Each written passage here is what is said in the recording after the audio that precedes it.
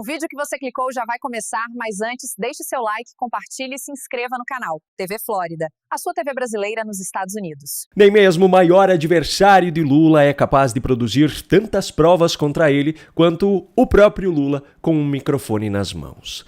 O discurso dele na tarde dessa quinta-feira no Palácio do Planalto foi um exemplo perfeito disso.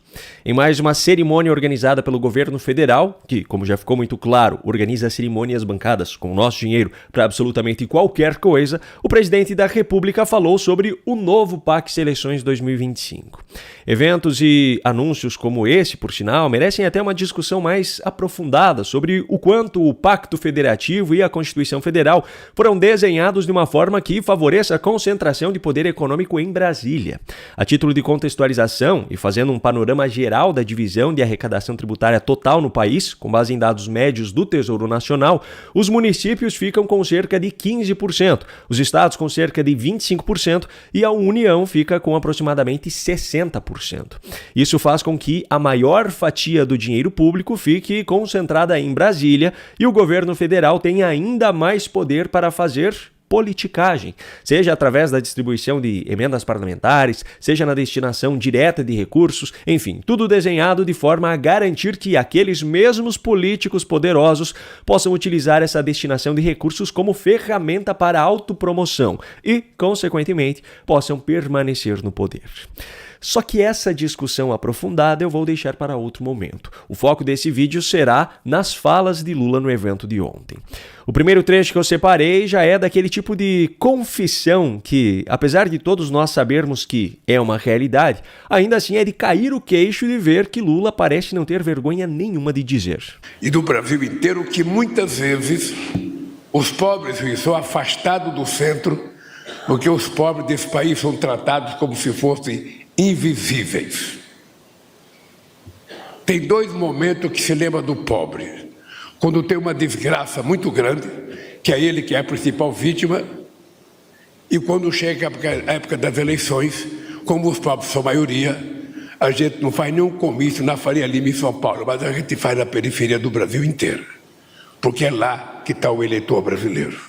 É claro que a intenção dele sempre é de criticar os seus adversários, mas o próprio cérebro o sabota e faz com que ele se inclua nessa descrição. Como você percebeu nesse recorte, Lula fala que a gente não faz comício na Faria Lima, a gente faz comício na periferia, porque é lá que está o eleitor.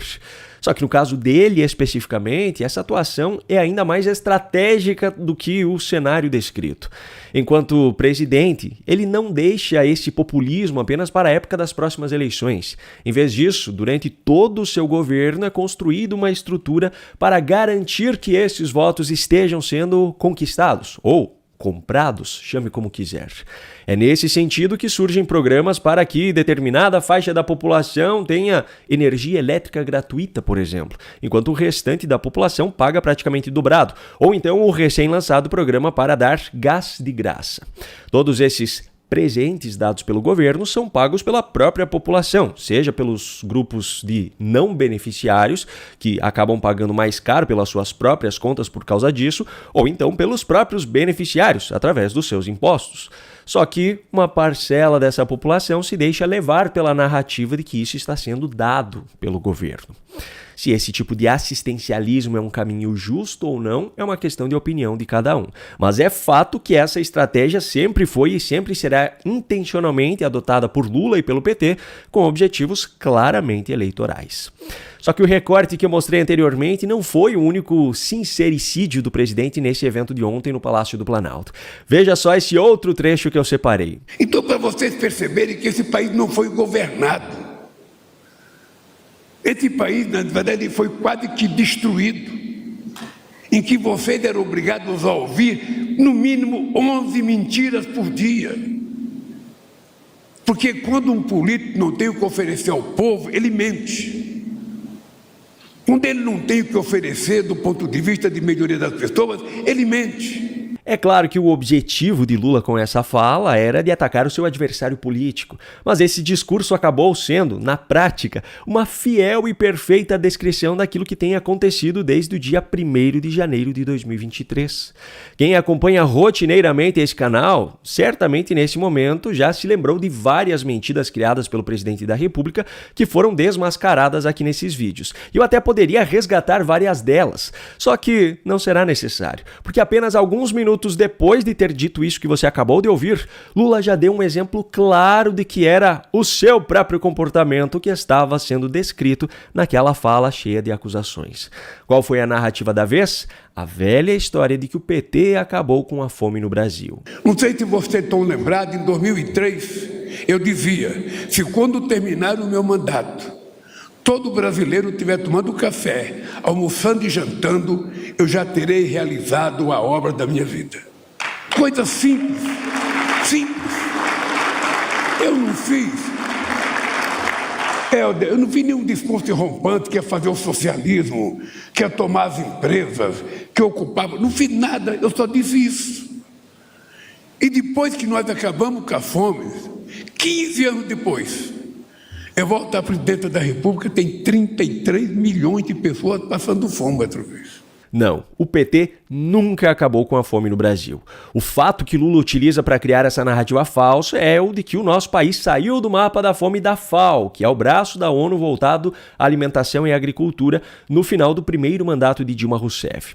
Só que o critério para que um país saia do mapa da fome da organização ainda é muito distante de uma realidade de um país sem fome. Para sair do mapa da fome, é preciso que o país tenha menos de 2,5% da sua população em situação de subnutrição ou subalimentação. 2,5% da população brasileira são mais de 5 milhões de pessoas. Ou seja, mesmo que 5 milhões de pessoas estivessem passando fome naquele momento, ainda assim o país não estaria mais no mapa da fome. Eu sei que eu já mostrei dezenas de vezes essa imagem, mas eu volto a mostrar. Pesquisas nacionais mostram que, em 2013, quando esteve em seu menor número, o percentual de brasileiros em situação de insegurança alimentar grave era de 4,2%, ou seja, mais de 8 milhões de pessoas. Essas são as mesmas fontes que Lula utiliza hoje para dizer que, quando assumiu o país em 2023, havia 33 milhões de pessoas passando fome. Agora, em 2025, a FAO tirou novamente o Brasil do seu mapa da fome e Lula está novamente dizendo que acabou com a fome no país. Nesse caso, além dos próprios critérios da organização já desmentirem a narrativa de Lula, ainda é preciso levar em conta que o atual diretor-geral da FAO, Qu Dongyu, é integrante do Partido Comunista Chinês e já falou explicitamente que Lula é seu amigo. Como se não bastasse, ainda precisamos considerar que parte dos dados utilizados para essa classificação, segundo o próprio relatório da FAO, tem origem em pesquisas nacionais sobre o tema. Ou seja, ainda é possível que haja influência do próprio governo na produção desses números. Enfim, voltando aqui ao discurso feito por Lula ontem, fica assim provado que ele mentiu. Já que o próprio Lula havia dito anteriormente que o político mente quando não tem o que oferecer ao povo, quando não tem o que oferecer do ponto de vista de melhorias, essa fala trata-se, portanto, de uma confissão de que ele, Luiz Inácio Lula da Silva, nunca teve e nunca terá o que oferecer ao Brasil. Se você chegou até aqui, é um bom sinal. Para assistir os vídeos completos, acesse nosso site ou baixe nosso aplicativo totalmente grátis.